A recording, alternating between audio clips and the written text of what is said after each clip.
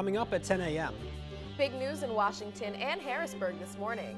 The longest government shutdown in the history of the U.S. is over, and Pennsylvania has a budget after months of debate. I'm Lauren Haley Morris, live at the airport, and I'll tell you how impacting the government shutdown will impact travelers. And a new show made by Temple alums is focused on sports fans, and they're making a stop here in Philly. That and more next.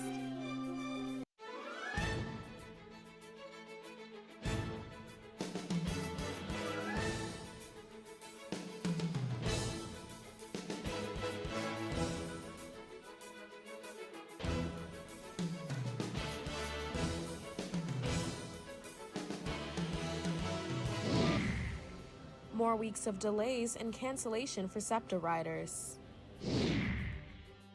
A new change for your change. A winter preview on campus.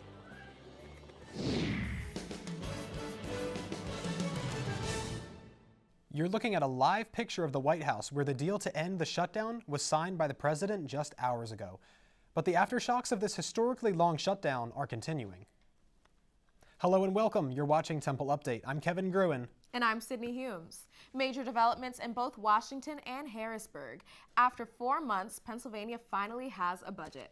More on that in a moment. But first, in Washington, the deal that ended the longest government shutdown. Late last night, President Donald Trump signed the deal that ends the 43-day shutdown after the House passed the bill 222209. It ends the government budget funding services that have been missing for weeks, impacting things like Supplemental Nutrition Assistance Program, known as SNAP. One of the major effects of the shutdown that has impacted people nationwide are the delays and cancellations at airports. Even though the shutdown is coming to an end, there is no guarantee that the chaos at these airports will be over soon. Temple Update's Lauren Haley Morris is live at the Philadelphia International Airport and spoke to travelers about the challenges that they've been facing. Lauren. Kevin and Sydney, good morning. I'm going to step to the side here. You can see right behind me, it may not look like much now. People are starting to come in. But earlier this week, it was chaos here at the airport as travelers deal with cancellations and delays. Now, as of this morning, there's been 39 cancellations, but there's over 10,000 worldwide just since last week. I spoke with travelers who were disturbed by those cancellations and disruptions. We're nowhere near home. We're 1,000 miles away. We don't know when we're going to get home, if we're going to get home. Bracia Williams and her friends flew to Miami to celebrate her 20th birthday.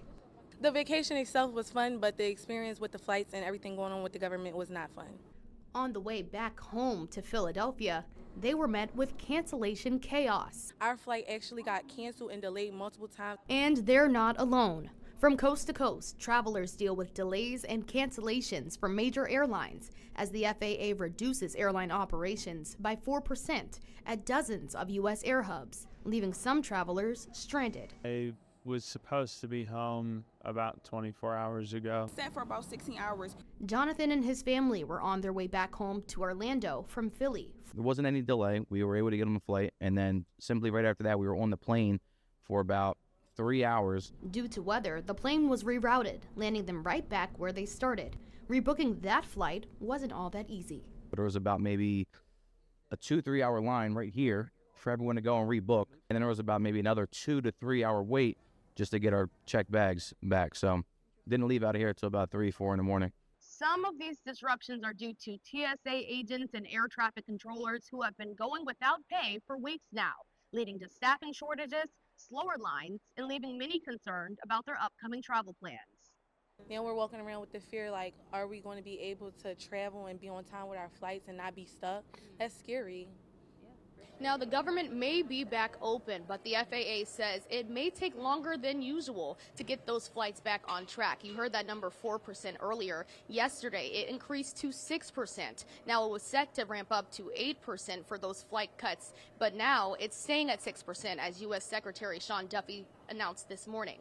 Live at Philadelphia International Airport for Temple Update, I'm Lauren Haley Morris, sending it back to you both in the studio. Thanks, Lauren. It's open enrollment now, and from this deal, millions of Americans' healthcare will feel major impacts. Temple Update's Camille Rosansky joins us in studio with a breakdown of what you need to know about the new budget. Yeah, thank you, Kevin and Sydney. Democrats in the U.S. Senate, including Pennsylvania Senator John Fetterman, joined Republicans to pass this budget. Take a look. The spending bill will fund most of the government until January 30th, meaning Washington will have to pass a second budget to avoid another shutdown. The deal reverses federal workers' layoffs and prevents firings in the future. The bill also guarantees furloughed workers back pay. The key point being left out of this bill is the subsidies for the Affordable Care Act. Now, this deal is not extending the health care subsidies past January 1st, and currently 16 million Americans receive these subsidies. Without the tax credits, people see a rise in insurance premiums. Republicans are promising to vote on extending these subsidies mid-December. Now joining us over Zoom, we have Dr. Priscilla Mulicherry, faculty fellow at Temple Center for Public Health Research. Now getting into this, what are the immediate effects we will see if the Affordable Care Act subsidies expire on January 1st? Professor? Sure. Yeah, so if the enhanced subsidies expire, the main impact will be a significant increase in the cost of health insurance for people who have an ACA plan. So for example, a single person who makes about $550,000 a year would have to, and now pays about $250 a month in insurance premium, will see that number double, right? The cost of their premium is going to go up to about $500 a month. And more than 20 million Americans that currently have an ACA insurance plan will be affected by this change. Now, if you aren't on the ACA, how will you still be affected? Because it's overarching. Yes. So in addition to Americans who have an ACA plan, there are potential for impacts for the population as a whole, because when people can no longer afford health insurance, they might turn to hospital emergency departments to seek health care. And this is the most expensive way to provide health care. So with this increased utilization of emergency care, we are likely to see the cost of healthcare go up to everyone. And that's because hospitals are likely to pass on the increased cost to other consumers. Yes, thank you, Professor Mulicherry, for joining us today. Now, there hasn't been an exact date set for the vote to extend the Affordable Care Act, but we'll have more on that later. Reporting for Temple Update, I'm Camille Rosansky. Kevin and Sydney, back to you. Thanks, Camille. To keep up to date with how the new deal will affect you, go to TempleUpdate.com and follow us at Temple Update on all of your social media platforms. Stay tuned. Temple Update will have the report on what this deal means for your SNAP benefits in just a few minutes. The other major development last night, Pennsylvania's legislature passed a state budget after a 134-day impasse. Governor Josh Shapiro signed the budget deal just last night. The $50.1 billion budget will give more money to education, state police, and create a new tax credit for working families. Shapiro says the bill took compromise from both parties. It's about finding a way in this divided government to compromise without compromising your values. We managed to do just that. The bill also maintains $8 billion in the Rainy Day Fund. The new deal does not give more money to public transit. Now, if you ride SEPTA, you already know the messy commutes affecting regional rail commuters for over a month now. Most of it is tied to the mandated fire inspections for its rail cars. The Transit Authority's extended deadline to complete their federally ordered inspections is tomorrow. Temple Update's Jesse Kay is live outside of Temple's regional rail station with an update on the continued delays and cancellations. Jesse? Good morning, Kevin and Sydney. Just this morning, SEPTA's canceled 22 trains. Not just that, they've announced that 22 more trains are canceled tomorrow. Now, as of this morning, SEPTA has inspected 220 Silverliner 4-car trains. But even if they meet this extended deadline, commuters are still in for a rough ride. If I had to tell SEPTA something, it would be to get their act together. For over a month now, regional rail riders have felt like their commute has been derailed. Fewer cars, packed platforms, and a lot of uncertainty about when SEPTA services will finally get back on track. Liam Myers says it's about time. It's like 2025, it seems like trains should work. SEPTA senior press officer John Golden says work is moving full steam ahead to meet the new deadline. We're already more than 75% complete with our inspections. So we're probably doing about 8 a day, completing about 8 a day. So we're definitely on track to meet that deadline by Friday the 14th. SEPTA says they are on track to meet this extended deadline, but the return to normal will not arrive right on schedule. Even once these Silverliner 4 cars clear inspection, getting them back into daily service takes time. For riders like Brooke Harkins, that means the delays and crowding aren't quite leaving the station just yet. I just missed my train home. I didn't really miss it. I was here in time, but it was so packed that I couldn't get on, which has been my experience for the last, I want to say, 6 or 7 weeks now. But SEPTA says they're not looking to speed down the track just to finish. The return to normal process is going to be a little bit more gradual. We want quality and accuracy, not necessarily speed, because safety is a priority. Now, SEPTA will be leasing 10 cars from Maryland until more rail cars can return to service. For more updates on SEPTA, visit us at templeupdate.com or follow us on social media. For Temple Update, I'm Jesse Kay. Thanks so much, Jesse. More potential troubles coming to other SEPTA commuters. SEPTA bus drivers, trolley, and subway workers are getting ready to vote to authorize a strike. They have been working without a contract since Friday and have been negotiating a deal since then. This does not affect regional rail lines. If you've had to wait by the train platforms this week, you have certainly felt the first of this season's cold weather. This week, students are bundling up to brave the chilly and heavy winds on campus yesterday. Temperatures hit a low of 32 degrees. Now, I know I'm definitely thankful to be inside the studio this morning. Me too, far away from the wind and whatever else is happening outside. Sure. Let's check in with Temple Update's Miriam Elias D'Angelo, who's braving the cold outside on North 10th Street. Good morning, Miriam. Good morning, Kevin and Sydney. I'm coming to you live this windy November morning from SEPTA Regional Rail Station. As you can see, we have a lot of wind coming at us from westbound at around 13 miles per hour. Now, this is just a little bit shy of our high of 15 miles per hour, but any commuter or anyone planning to leave the house today should prepare to bundle up, as these low temps paired with these strong wind speeds will be very, very strong for anyone planning to go outside. Now, the temperature currently is at 49 degrees, just shy of our high of 52 for the day and our low of 40. So just remember, please put on those jackets, those hats, and those gloves as winter is coming. Now, I will be back in the studio with our 12-hour and 5-day forecast, as well as to discuss the northern lights that we experienced just last night. But for now, I'm Mary Elias D'Angelo. Sending it back to you, Kevin and Sydney.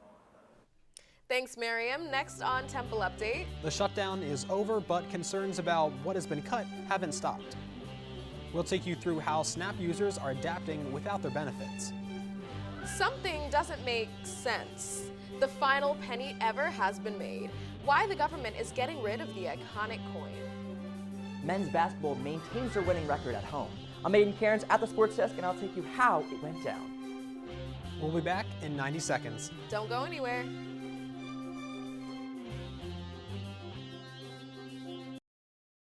Even with the government reopening, SNAP recipients are still worried about affording their next meals. Temple Update's Dylan Steinberg reports on how Temple students are continuing to handle the SNAP benefit delays. SNAP recipients swipe their EBT cards during their weekly and bi-weekly grocery trips, hoping their remaining funds from October will cover their groceries. This hope has become the new normal for some Temple students. Peyton Giordano is anticipating not receiving her November benefits and is planning accordingly. I still had some money left over because it would be my end of the month before I get it. And I definitely have been pulling back on the amount that I buy and limiting what I get. For students like Maya Eberlin, these delays are forcing them to choose between work and school. I'm just going to buy ingredients and make myself food because it'll last longer, which is just like, again, I'm working more time doing that, more time cooking, more time literally doing everything. Even if SNAP benefits return in the coming days, students will continue to feel the effects of its delays. Local food banks and pantries are taking the pressure of SNAP delays and creating positive change. Organizations like Share Food Program are working to supply sufficient resources to students and community members. So we have ramped up emergency food delivery. We've been getting more boxes out to our food pantries, to our community. Although many are unsure and afraid of the future of their SNAP benefits and food security, Giordano says she's optimistic for the end of the shutdown. People now, once everything's back up and running, to seek out these resources because they are so helpful, and I know it doesn't feel like it now with everything going on, but I think SNAP benefits have been just life-changing. So, reporting for Temple Update, I'm Dylan Steinberg. There's a big change coming to change. Just yesterday, the U.S. Mint here in Philadelphia pressed its last ever penny. 1 penny costs nearly 4 cents to be made. U.S. Treasurer Brandon Beach says the cut will save taxpayers $56 million. Billions of existing pennies will still be considered a legal form of payment. Temple is celebrating its veterans and those in active duty with a food and hygiene drive. The drive is called Owls Supporting Owls, donating supplies to current Temple students who are on active duty. On Tuesday, Temple hosted an event honoring Temple veterans. The event provided food, posting of the colors, and a speech made by Temple's Assistant Director of Military and Veteran Services, Christy Furiosi. Coming up on Temple Update, a group of Temple alumni have created a new show called Sportstown. How they're bringing it back home to Philly, that's up next. Temple football has been featured on an episode of Peyton Manning's ESPN Plus show, Peyton's Places. The Philadelphia-centered episode features former Eagles center Jason Kelce. With the help of the Owls, Kelce teaches Manning how to run a tush-push, the Eagles' signature play. Now, people aren't only talking about football around campus. I hear Temple's basketball team is getting into a groove. Good thing Temple Update's Aiden Cairns joins us in the studio. How are the basketball teams doing? The basketball team's a little shaky, but let's talk about the men's basketball team because they actually did fantastic. We'll start off with the men's. Like I just said, Temple will play Boston College on Saturday after a major win. The Owls played LaSalle Explorers in the Big Five Classic Tournament. Early in the game, forward Babatunde Darula assists Aiden Tobiasen, who pulls up for a three-point jumper. The shot clock is winding down. Guard Darian Ford shoots a three-point for a buzzer beater. Babatunde gets another assist when he finds a wide-open Cam Wallace and drills a three.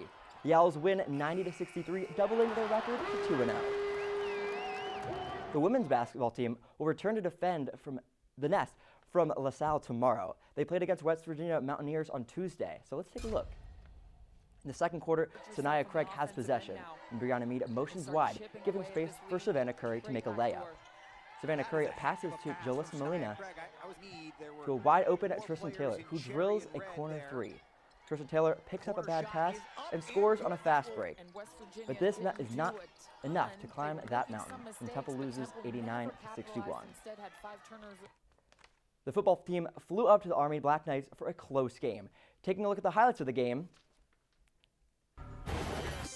Temple trails by 7.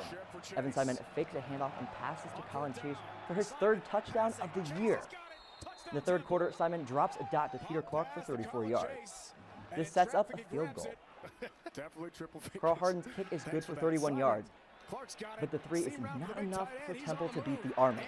And Temple loses 14-13. The Owls are on a bye week this weekend. 4 Temple alumni are making their mark on the sports fan world with their new show, Sportstown. I talked to one of the creators of the show about how their time at Temple set them up for success. What started as passion inside Annenberg Hall has turned into a cross-country search for America's best sports city. And the team behind Sportstown says it all began at Temple. My 3 co-creators and I were doing Temple Update, and we quickly found that we had a very shared passion for sports culture, and travel. We had to get all that groundwork laid before we could finally hit the road to make Sportstown. Coop says the foundation for the series came directly from the skills they built as students. I do everything on the show. I host it, I write it, I help edit the assembly edits. I'm very involved in the pre-production and the post-production and also the sales of it. I learned all that at Temple. The creators of Sportstown say this building is where they got their voice, and now they're using it to show what makes sports fans across America, especially here in Philly, different. Welcome to Philly. Their newest episode focuses on Philadelphia, and it comes with a new level of support behind them. The Philly episode is special because it's the first one where we actually partnered with a major league. So Major League Baseball is a partner on this episode as well as the Phillies. The team says this episode shows Philly the real way fans know it, not the typical tourist spots. She's a real beaut. Oh, she is. We call it the If You Know, You Know episode. It's like we're not playing the hits in this episode. We are taking you to where Philadelphians actually go. Sportstown continues to expand, with more cities lined up as the series builds its audience. For the latest in sports, be sure to follow Temple Update. Reporting from the Sports Desk, I'm Aiden Cairns. Kevin and Sydney, over to you. Thanks so much, Aiden. Coming up on Temple Update. A record number of students from a high school just down the road have enrolled at Temple this semester. I'm Shayla Cotterman, and I'll tell you how Temple is mentoring students at Carver High School. We'll be right back.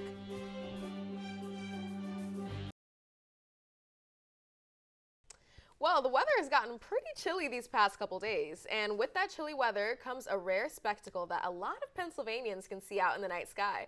Miriam Elias-Danjuma is here to tell us all about it. Yes, last night was beautiful as we actually got a glimpse as to how the northern lights looked all the way here in Pennsylvania. Let's take a look.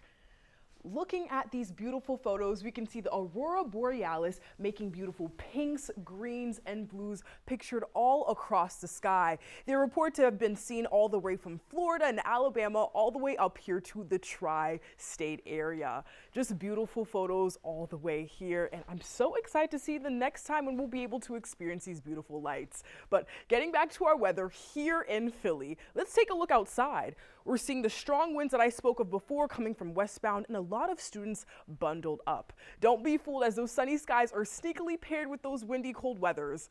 And let's actually now get into our 12-hour forecast for the rest of our day.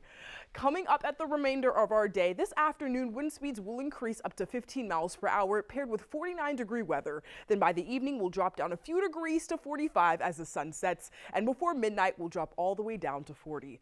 Looking into the next 5 days with our forecast, tomorrow we'll have somewhat sunny skies for the first half of the day with a high of 48 and low of 36 before experiencing a weekend of showers with Saturday and Sunday with highs ranging in the high 50s and in the lows in the upper 30s. Monday we'll see more of the sun with a high of 47 and low of 37. And on Tuesday we will experience showers once again with highs in the 40s and lows in the 30s. Despite the strong winds and rain ahead, I'm going to go out and enjoy the sunny skies. We'll have you later today. I'm Miriam Elias-Danjuma, sending it back to you, Sydney and Kevin. Thanks, Miriam. Temple University's Department of Public Safety is mentoring the next class of owls. Temple Update Shayla Cotterman takes us just a couple blocks down to Carver High School of Engineering and Science to show us how Officer Wimberly is growing the community of Temple. As high schoolers get ready to pick their colleges, some students at Carver High School of Engineering and Science are looking just a few blocks down the road. Well, we have a lot of students who are definitely interested in Temple. We just had our college day on October the 13th, and there were a lot of questions around Temple. In less than a year, a new program at Carver High School has brought in nearly 100 students to the nest. It was 42 last semester. This semester was 47. Temple Police Officer Leroy Wimberly created a pathway program to help Carver students find their next step and get a higher education without the stress of figuring out how to pay for it. I reach out to different other organizations outside of Temple for scholarships to help the young men and women when they get here. With these scholarships and resources from Temple, more and more Carver students are choosing to go to college. I spoke with 2 Carver alums who credit where they are to Officer Wimberly. He just told me about all the opportunities and everything. He was like, I'm here. Like, he's here. He can help me be like a guide or a mentor, and that's what he ultimately was. And he just made sure that he's there for like kind of like a father figure for us at Temple. From down the street at Carver High School to here at Temple, these students say they are grateful for all the opportunities they have. It's actually really good. It gets rid of a lot of stress that, like, you know, going to college, a lot of the stress is, oh, how am I going to pay for this stuff? You care so deeply about me and you want me to succeed. So it feels great to have that person. Officer Wimberly is hoping to break this year's Carver enrollment record next semester. Reporting for Temple Update, I'm Shayla Cotterman.